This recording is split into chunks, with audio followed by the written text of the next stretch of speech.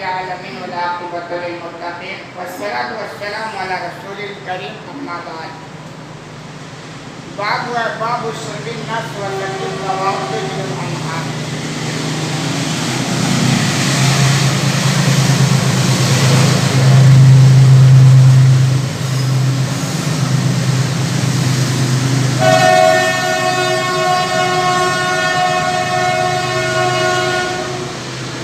بیان میں ان ناروں میں سے آدمی اور جانور سب پانی پی سکتے ہیں.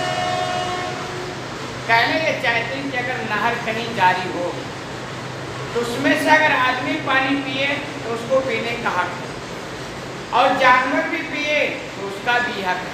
لیکن یہ یاد رہے یہ اس نہر کی بات کر رہے ہیں جو جنرل نہر ہو, عام کوئی آدمی اپنا پرسنل نہر بنایا ہو, اپنا ذاتی, اس کا ایک الگ میٹر ہے.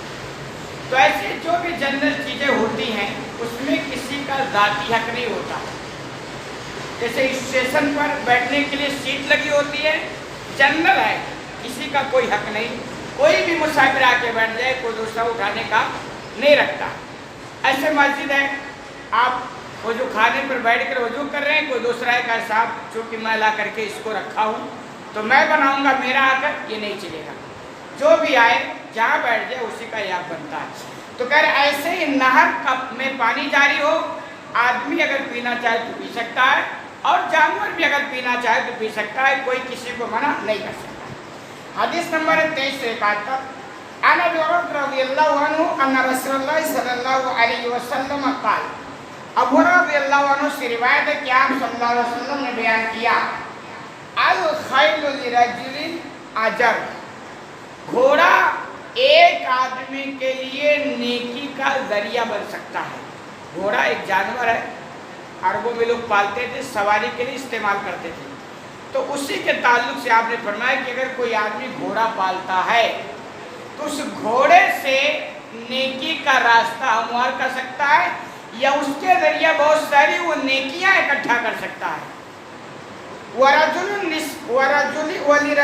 سِتْرٍ, اور وہی گھوڑا ایک دوسرے آدمی کے لیے پردہ ہو سکتا ہے. کیسے ہو سکتا ہے آگے تفصیل ہے. وَعَلَى رَجُلٍ وَزَرٌ, اور ایک تیسرا آدمی کے لیے وہی گھوڑا وبال بن سکتا ہے, یعنی وہ مصیبت بن سکتا ہے. جانور ایک ہی ہے, ایک آدمی کے لیے نیکی کا سامان بن سکتا ہے, دوسرے آدمی کے لیے وہ باعث پردہ بن سکتا ہے, تیسرے آدمی کے لیے وہ وبال بن سکتا ہے. کیسے بن سکتا ہے آگے آپ فرماتے ہیں. فَأَمَّا الَّذِي لَهُ أَجْرٌ, بہرحال وہ شخص جس کے لیے نیکی وہ بنے گا. کیسے بنے گا؟ فَرَجُلٌ رَبَطَ فِي سَبِيلِ اللَّهِ, کہ ایک آدمی نے اس گھوڑے کو پرورش کر رہا ہے یا پال رہا ہے اللہ کے راستے کے لیے, یعنی نیت صحیح ہو جائے کہ آدمی نے گھوڑا لائے, جانور, اور نیت یہ کہ اللہ کے لیے استعمال ہوگا, اللہ کے راستے کے لیے استعمال ہوگا. فی سبیل اللہ اس وقت جہاد کے معنی میں زیادہ استعمال ہوتا تھا. یعنی یہ تھا کہ آج کل تو بہرحال ایسے حالات نہیں ہے, لیکن یہ تھا کہ اگر کسی نے اپنے گھوڑے کو لایا اور جہاد کی نیت سے پال رہا ہے کہ میں اس کے ذریعہ جہاد کروں گا, تو کہہ رہے ہیں فَاتَالَ لَا فِي مَرْجٍ أَوْ رَوْضَةٍ, پس اس آدمی نے اس گھوڑے کو لے جا کر کسی ہریالے میدان میں یا کسی باغ میں باندھ دیا. پال رہا گھوڑا, خوراک کا انتظام کرنا پڑے گا, تو اس کے لیے بندہ گھوڑے کو لے گیا اور کسی باغ میں یا کوئی میدان ہو جہاں ہریالی ہو, گھاس پھوس ہو, وہاں لے جا کر باندھ دی. کہہ رہے فَمَا أَصَابَتْ فِي تِيلِهَا ذَلِكَ مِنَ الْمَرْجِ أَوِ الرَّوْضَةِ, تو کہہ رہے جو بھی کچھ وہ گھوڑا اس ہریالے میدان یا اس باغ سے چلے گا کانت لہو حسنات, تو اس آدمی کے لیے نیکیاں بنیں گی, یعنی نیکیاں لکھی جائیں گی. اچھا نیت کیا ہے؟ اللہ کے لیے گھوڑا پال رہا ہے. اب اس آدمی نے اس گھوڑے کو چرنے کے لیے کہیں بات کیا گیا ہے, تو جو کچھ چرے گا اور نیکی اس آدمی کے لیے لکھا جائے گا. یعنی کیسے آپ دیکھیں نیکیاں ہمار ہو رہی ہیں. اب سوال آپ یہ ہے کہ بھائی ہم تو گھوڑا پال نہیں رہے, ایسی بات ہے ہمیں کیوں سناتے ہیں؟ یہ ہوتا ہے نا, کیا ہمارے کام کا ہے, ہمارے کام کا تو نہیں, ایسا نہیں. تو کہہ رہے جیسے ایک آدمی نے گھوڑا پالا اور نیت ہے اللہ کے لیے، تو گھوڑا وہ چرتا بھی ہے، گھاس کھاتا بھی ہے، آگے ہے اگر وہ چھلانگ بھی لگاتا ہے نا تو یہ ساری چیزیں اس کے مالک کے لیے نیکی کا سامان بن جائے۔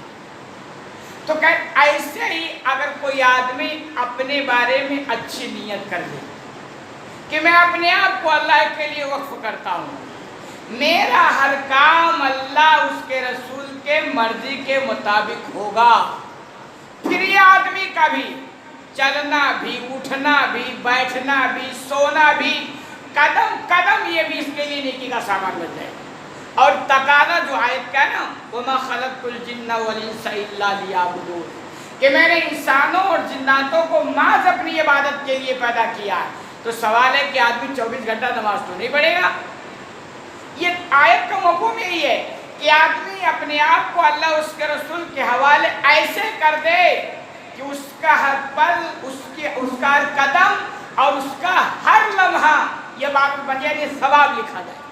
تو کہہ رہے ہیں اب دیکھیں اس نے نیت گھوڑے کے ساتھ کر لی، اچھا اب گھوڑا چل رہا ہے تو بھی اس کو نیکی ملے گی۔ اور آگے آپ نے بیان کیا وَلَوْ أَنَّهُ انْقَطَعَ يَدُهَا فَاسْتَنَتْ شَرْفًا أَوْ شَرْفَيْنِ كَانَتْ آثَارُهَا وَأَرْوَازُهَا حَسَنَاتِ اللَّهِ، کہہ رہے اگر اتفاق سے وہ گھوڑا چھوٹ جائے، پہلے تو بات کے رکھا تھا اور جو چرا اس کے لیے نیکی کا سامان بنا، لیکن کہہ رہے وہ چھوٹ جائے اور چھوٹنے کے بعد وہ اپنے آگے دونوں پیروں کو اٹھا کر کے چھلانگ لگا لے کچھ، تو کہہ رہے ہیں اس کے نشان قدم اور اس کا لیڈ یہ سب اس کی نیکی کا ذریعہ بن جائے گا۔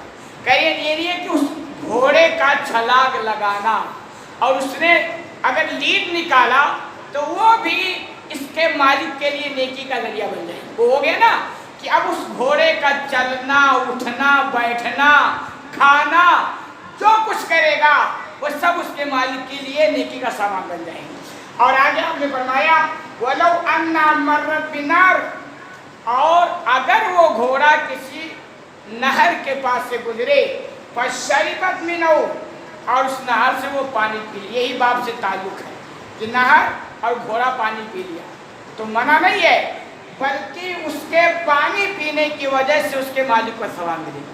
تو کہہ رہے پانی پی لیا وَلَمْ يُرِدْ أَنْ يَسْقِيَهُ، حالانکہ اس کے مالک نے اس کو پلانے کا ارادہ نہیں کیا، اس کا مالک اسے پلانا نہیں چاہتا، وہ تو چل رہا تھا اور مالک کے مرضی کے بغیر ارادے کے گھوڑے نے نہر سے پانی پی لیا، تو پھر کہہ رہے ہیں کان ذالک حسنات اللہ، تو اس کا وہ پینا بھی اس کے مالک کے لیے نیکی کا ذریعہ بن جائے گا۔